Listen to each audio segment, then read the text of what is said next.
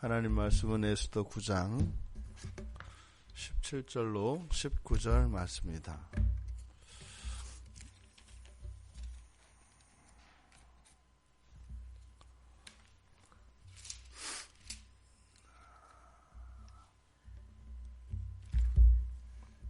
(17절로 19절) 말씀 우리 같이 읽겠습니다. 아달월 13일에 그 일을 행하였고 14일에 쉬며 그날에 잔치를 베풀어 즐겼고 수산에 사는 유다인들은 13일과 14일에 모였고 15일에 쉬며 이날에 잔치를 베풀어 즐긴지라. 그러므로 시골의 유다인 곧 성이 없는 고을고을에 사는 자들이 아달월 14일을 명절로 삼아 잔치를 베풀고 즐기며 서로 예물을 주더라. 아멘.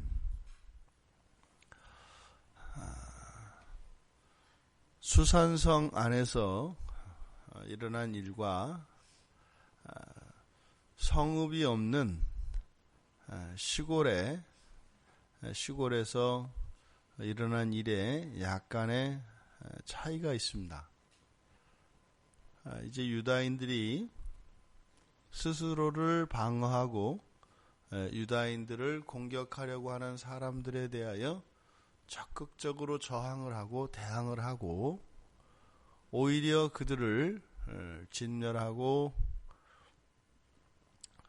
그들의 일가 친척까지 공격할 수 있는 그런 권리가 주어졌고, 오히려 유다인들의 세력이 더 강해서 이제 유다인들을 멸절시키려고 하였던 그 대적들이 오히려 다 죽게 되었습니다. 그런데 이 일이 도성 수산에서 일어난 일과 시골에서 일어난 일이 다르다고 이야기를 합니다. 수산에서는 이 일이 시작되었던 아달월 13일뿐만 아니라 하루 더 연장을 해서 14일까지 대적들을 도륙을 하게 됩니다. 그래서 300명이 추가로 더 죽었지 않습니까? 그래서 13일, 14일 양일간에 걸쳐서 그 대적들을 도륙하는 일이 있었고, 그리고 이제 그 일이 끝마치고 난 15일에 이들이 잔치를 베풀어서 즐겼다라고 얘기를 합니다. 지금 여기 이제 시골로 나타내고 있는 것은 그러니까 이제 성이 없는 겁니다. 그 마을 자체를 마을 안과 밖으로, 그러니까 도시 안과 밖을 구분짓는, 경계짓는 성벽이 없는 곳을 지금 여기서는 시골로 이야기를 합니다. 그 시골에서는 하루에 끝났어요. 13일 하루에 끝났고, 그래서 14일을 바로 명절로 삼습니다. 그런데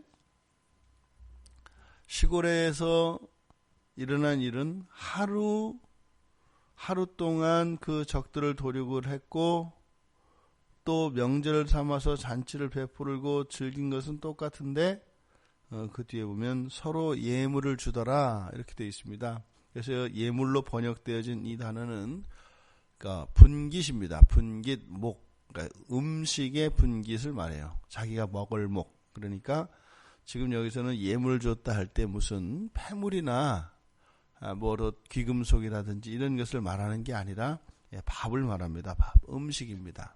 그래서 서로 음식을 서로 나누어 먹었다, 이런 의미입니다.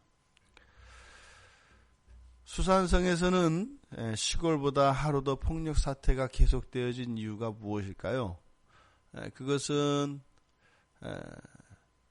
수산성 자체에 거주하였던 사람들이 인구가 많았기 때문일 수도 있습니다.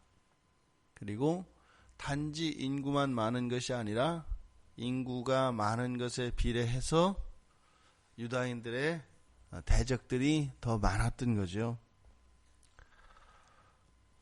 그러니 수산성 안에 살았던 유다인들은 실제로 우리가 죽고 살고의 문제로만 살펴보면 유다인들이 죽게 되었었는데 살게 되어서 참 잘된 일이다 이런 생각을 하게 됩니다. 그런데 그냥 살기만 살아나기만 하는 것이 아니라 이 사람들이 살기 위해서는 남을 죽여야 합니다. 사람이 직접 그 생명을 빼앗는다는 것은 그리 쉬운 일이 아닙니다. 예전에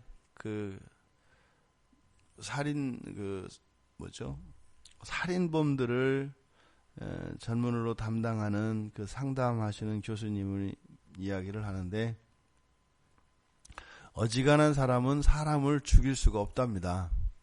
특히 흉기를 사용해서 그렇게 하는 일은 아무나 되는 게 아니랍니다. 그래서 굉장한 반복적인 훈련이 되지 않고서는 사람이 흉기로 다른 사람의 생명을 빼앗는 일은 그렇게 안 된다나 봐요. 그러니까 사람 안에는 하나님께서 이 생명에 대한 경외심, 그리고 생명을 지키려고 하는 안전장치가 사람 몸 안에 이렇게 내재되어 있는가 봐요.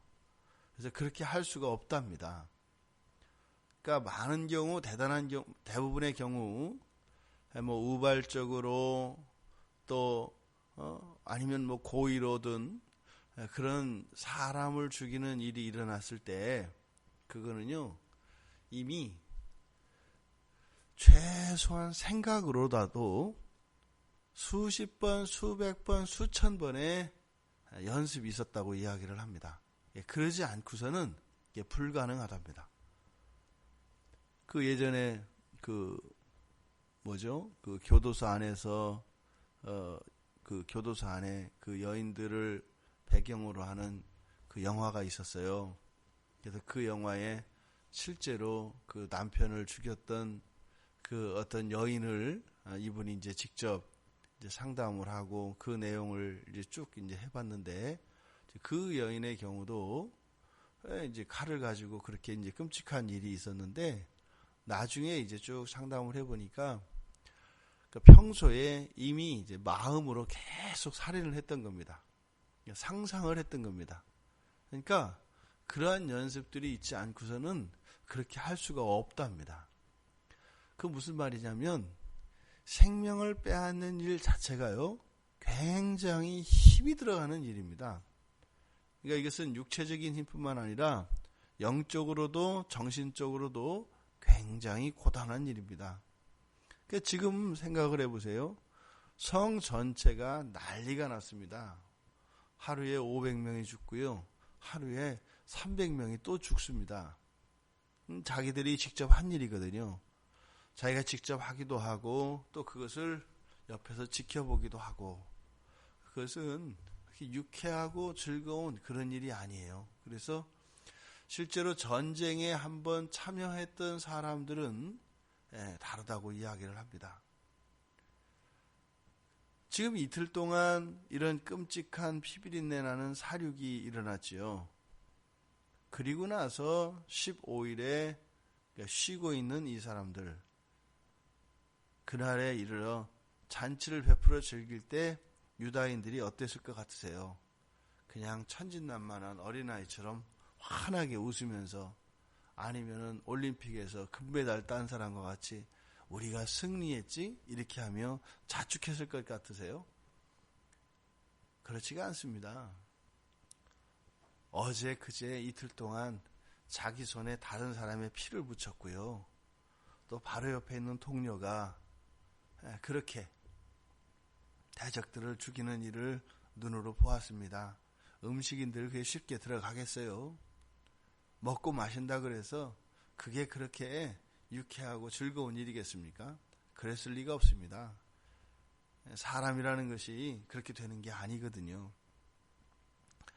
그러니까 지금 도시에서, 이 수산성에서와 시골에서 그 일을 끝마치고 난 뒤에 분위기가 많이 달라요.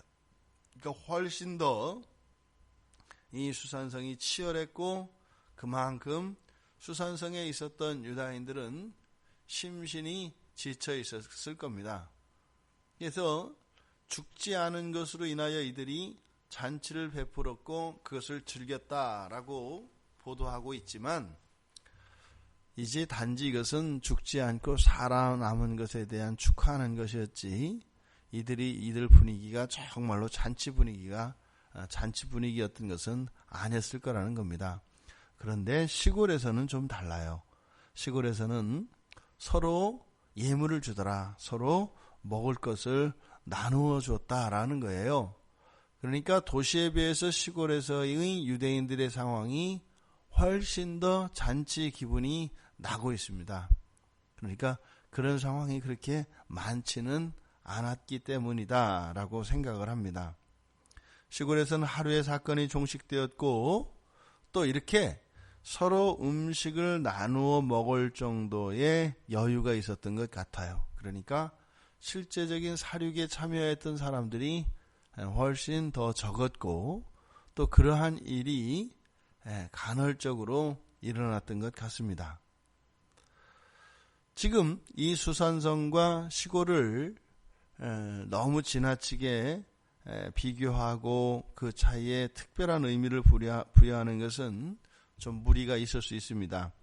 그러함에도 불구하고 이 도시의 속성에 대해서 우리가 한번 살펴볼 수 있는 것 같습니다.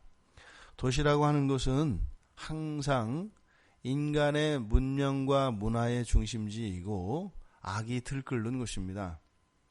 그래서 이 도시는 인간의 죄성과 악을 고조시키고 조장시키는 분위기가 짙은 곳이 이 도시입니다.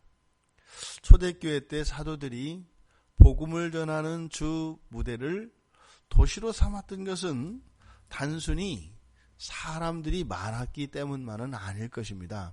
주의 복음이 필요한 것이 도시였기 때문일 수도 있습니다. 왜요? 도시에는 항상 이런 악과 이러한 사회적 병폐가 더 심각해지고 또 그러한 사람들이 많기 때문입니다. 잠언 11장 11절을 보면 성읍은 정직한 자의 축복으로 인하여 진흥하고 악한 자의 입으로 말미암아 무너지느니라, 이렇게 이야기를 합니다. 그러니까 성읍이 발전하고 진흥하는데 왜 정직한 자의 축복으로 그 성읍이 발전을 하겠어요? 더 많은 인재들, 더 많은 재산, 더 많은 노동, 이런 것들에 의해서 도시가 더 잘 살게 되는 것이지, 어떻게 정직한 자의 축복과 도시의 발전이 연결될 수 있겠는가 이 말입니다. 그러니까 잠언에서도 이 도시를 악의 소굴로 규정을 해요. 그러니까 그 도시라고 하는 것 자체는 어떻다? 정직한 자들의 축복이 없으면 어떻게 된다? 악한 자의 입으로 말미암아 무너진다. 즉 그 도시 자체의 속성이 그런 악이 점점 성행하게 되기 때문에 정직한 자들이 있지 않고서는 도시가 유지될 수 없다라고 이야기를 하는 것입니다. 우리가 살고 있는 것이 또 오늘날은 거의 도시화가 되고 있잖아요. 이 도시화가 진행되어지면서 사회악과 범죄가 늘어나고 점점점 그 정도가 심해져 갑니다. 사실은 이 도시화의 문제가 그렇게 오래된 얘기가 아니에요. 불과 100년 안팎에 이런 도시들을 중심으로 해서 전 세계가 그렇게 발전을 하고 있습니다. 과거에는 도시가 있었죠. 하지만 도시로 그렇게 많은 인구가 유입되지 않고 간헐적으로 필요에 따라 도시에 넘나드는 그런 생활상이었습니다. 지금은요, 이제는 시골조차도 도시화되어 가죠. 소도시일지언정 점점 도시화되어져 가며 그 안에서 인간의 악이 점점 자라가고 있습니다. 잠언의 교훈과 같이 도시화되어져 가는 이 시대에, 또 도시에 우리가 살고 있는 이 도시에, 그 도시의 흥망성쇠는 바로 정직한 자들의 축복, 이게 무엇이겠어요?